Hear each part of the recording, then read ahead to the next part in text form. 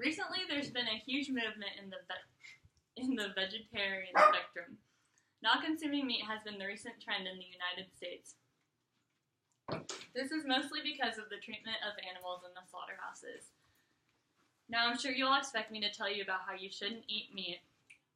I'm not going to bore you with all the pros of being a vegetarian. I'm going to talk about how the production of meat is inhumane and needs to be regulated. We need to make a change in the production of meat because animals raised in slaughterhouses are severely neglected and because current slaughterhouses have been proven to affect many people around the world. The way animals are treated in slaughterhouses is extremely unacceptable. Whenever I think of meat, I think of this. Not this. Animals such as cows and pigs are objectified and made to believe that they are unintelligent creatures. They're also shown as things like vegetables or something not living. Growing up, I always thought that cows were stupid, but had no reason to think this way. This shows that animal rights are often put aside for people's own greediness. Pigs are often portrayed as fat, loud, smelly creatures. What many people don't know is that pigs are smart, if not smarter than dogs. In Paulina Sinier's article, What's Smarter, Your Baby or Your Dinner? She states that pigs recognize themselves in mirrors, a common test for self-awareness and one of the conditions of sentience. Children can't recognize themselves in mirrors until the age of 2. Dogs can never recognize themselves in mirrors. Now back to the old I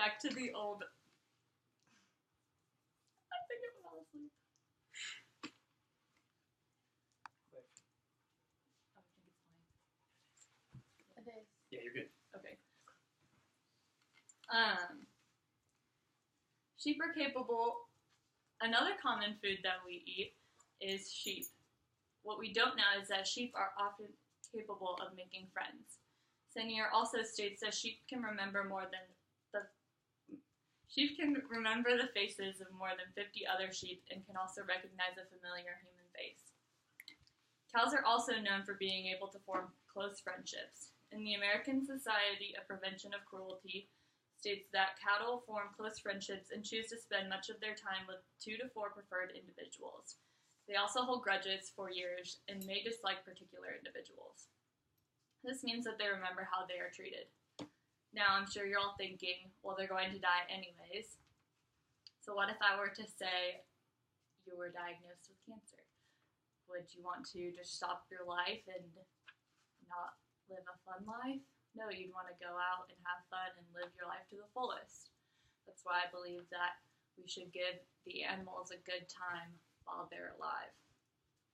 Now, understanding the intelligence of these animals, we can understand why it's so immoral to neglect them the way that slaughterhouses do.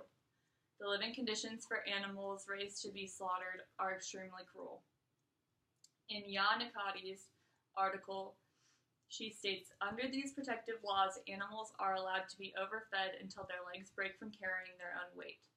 They are kept crammed in sheds, barely seeing a shred of natural daylight in their lives.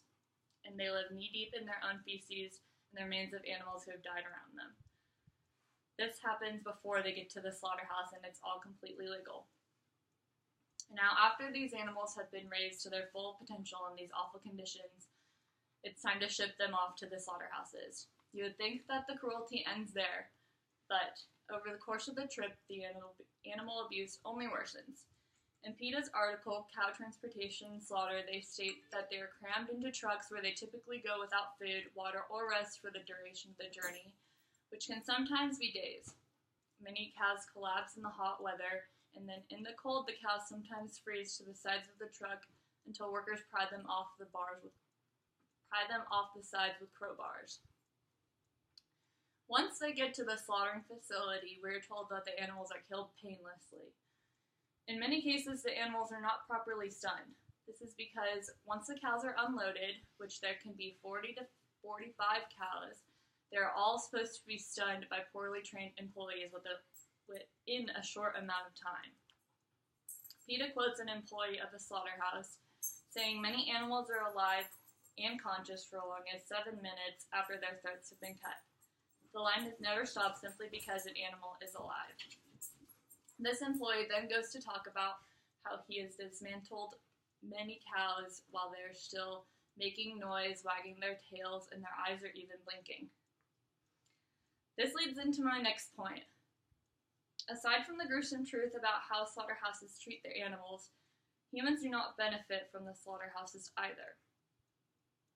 The employees that work at the slaughterhouses often have many physical and mental health problems. Ashitha Nagashi states that slaughterhouse work has been linked to a variety of disorders, including PTSD. It has also been connected to an increase in crime rates, including higher incidence of domestic abuse as well as alcohol and drug abuse. Now, after this, you can see how the employees are often very mentally hurt because you can imagine growing a bond or seeing these animals and thinking they are so cute and you may even want to pet them, but in the end you have to kill them, thousands of them a day, and that ends up affecting a lot of people. Peggy Lowe then talks about the physical difficulties slaughterhouse employees go through. She states that the furious pace of the work causes a chronic physical ailment that's called musculoskeletal disorder, or MSD, which is an array of injuries to workers' muscles, tendons, ligaments, and nerves that causes strains, or inflammation. She also explains that employees only get paid $11.50 and work 12-hour shifts multiple times a week. You can see how strenuous that would be, especially with such low pay grade for such long hours. They barely get a break. These poor working conditions are not the only way that humans are affected by this slaughterhouse. Slaughterhouses are also a huge part of pollution. The large amount of animals produce tons of manure and other waste, which has to end up somewhere. In One Green Planet's article, Beyond the Factory Farm, How Slaughterhouses Are Polluting the Planet, they state that the United States alone has 32 slaughterhouses responsible for dumping 5 million pounds of pollutants into waterways annually. The wastewater from the slaughterhouses, as you can imagine, contain all sorts of disgusting materials. These are known as suspended solids, which include fats, grease, and manure. Now you can understand how big slaughterhouses are when it comes to affecting people and animals. People just down the stream from these toxic pollutants are often affected in a way that it'll lead to a disease. Overall, we need to be reviewing the laws of slaughterhouses to protect the rights of animals, to protect the rights of animals, and to protect the health of humans around the world. By giving the animals a proper living situation, we can increase the animals' happiness as well as the happiness of the people around the world.